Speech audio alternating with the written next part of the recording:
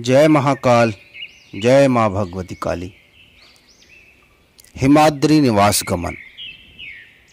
मार्कंडेय मुनि जी ने कहा, इसके अनंतर किसी समय में दक्ष की पुत्री सती ने जलदों के आगम में पर्वत शिखर के प्रस्थ में स्थित वृषभध्वज से बोली, मेघों के समागम का समय प्राप्त हो गया।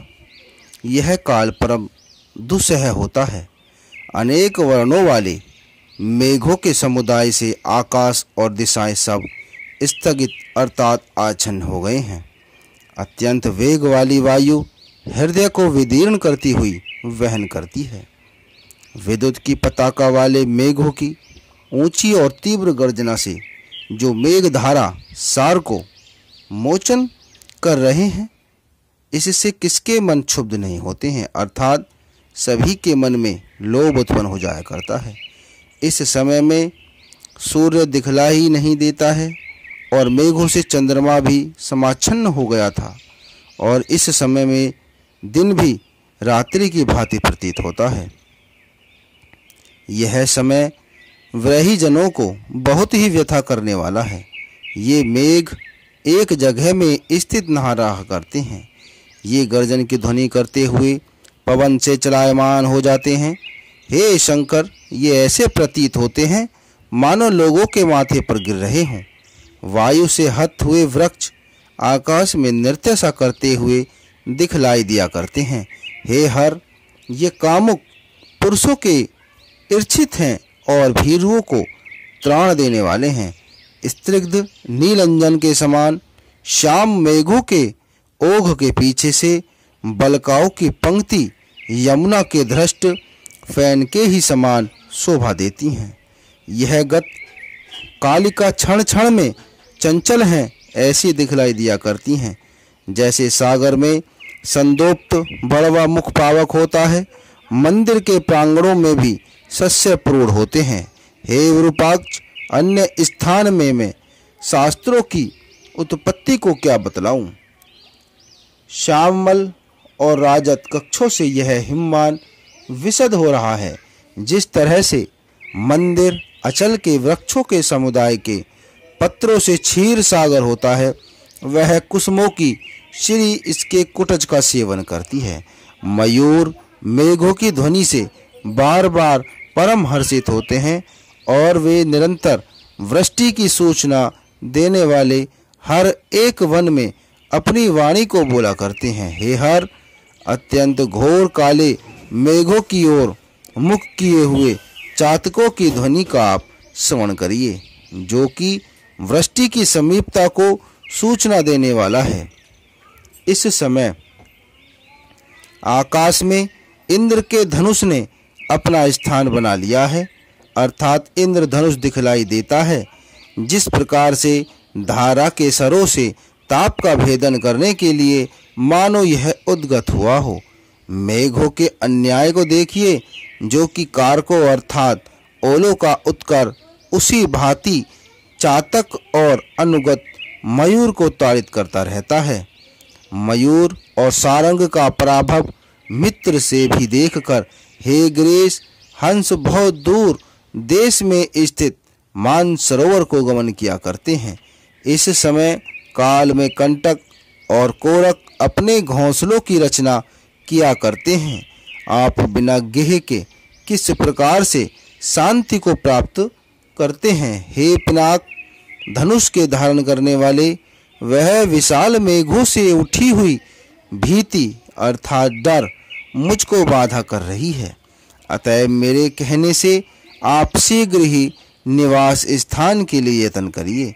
हे वृषभध्वज, कैलाश में अथवा हिमालय गिरी में या भूमि में आप अपने योग्य निवास स्थान को बनाइए। उस दाक्षायणी के द्वारा एक बार ही इस प्रकार से कहे हुए शंभु ने उस समय में थोड़ा हास किया था। जो शंभु अपने मस्तक में स्थित चंद्रमा की रश्मियों से पोषित आनंद अर्थात मुख वाले थे, इसके अनंतर महान आत्मा वाले सभी तत्वों के ज्ञान से सुसपन्न मंद मुस्कुराहट से अपने होठों के संपुट को भेद न करने वाले शिव परमेश्वरी देवी को तुष्ट करते हुए बोले थे।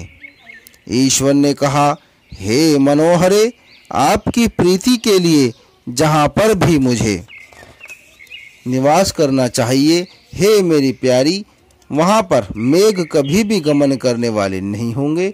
इस महिभृत अर्थात पर्वत के नितंब के समीप पर्यंत ही मेघ संचरण किया करते हैं। हे मनोहर, वर्षा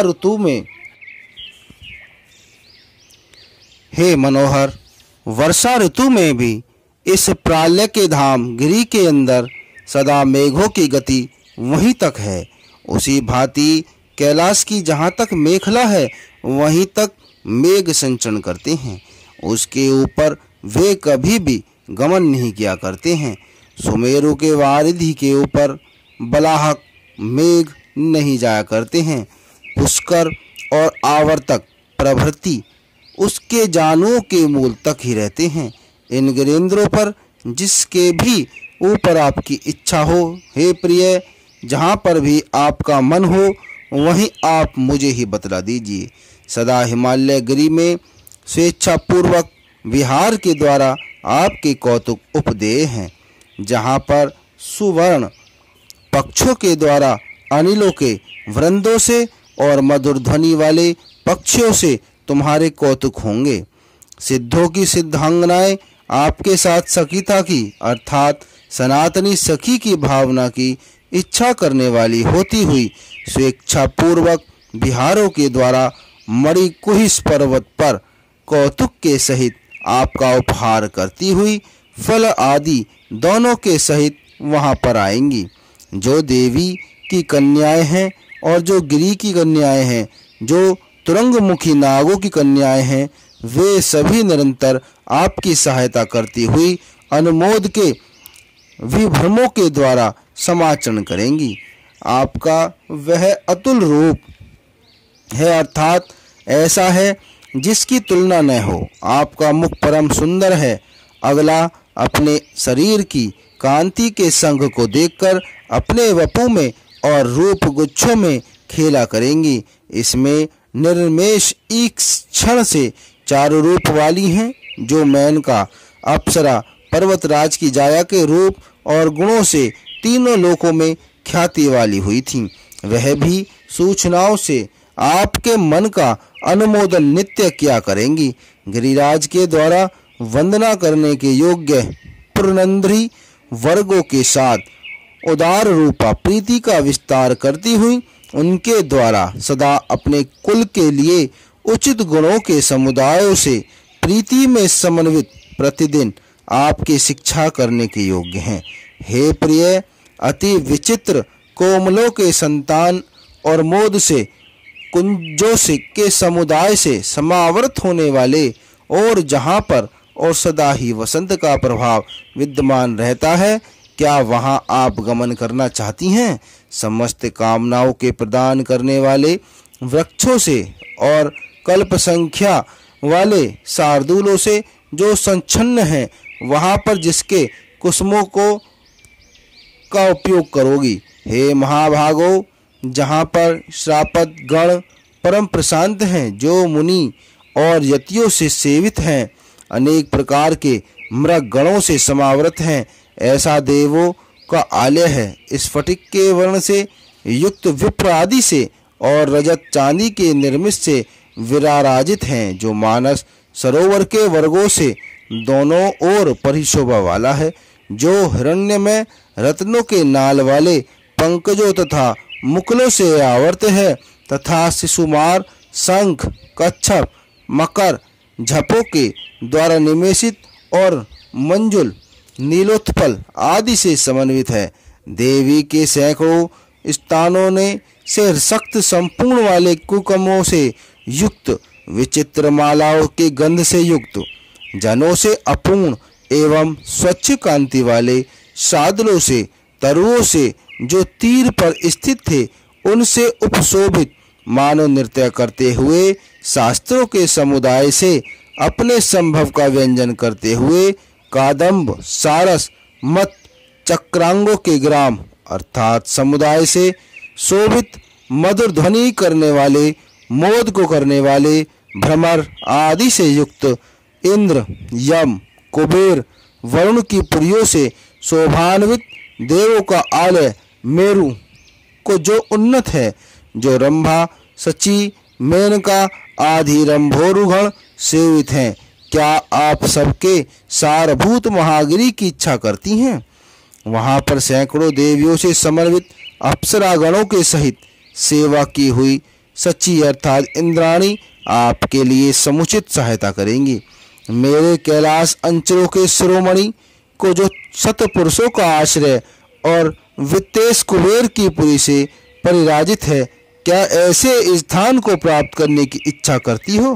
हे सुंदरी, गंगा जल से ओघ से प्रियतपूर्ण चंद्रमा की प्रभा के समान प्रभा से संयुक्त दरियों में और सानुओं में अर्थात शिखरों में सदा यक्ष की कन्याओं से सम्मोहित अनेक मृग गणों से सुसेवित सैकड़ों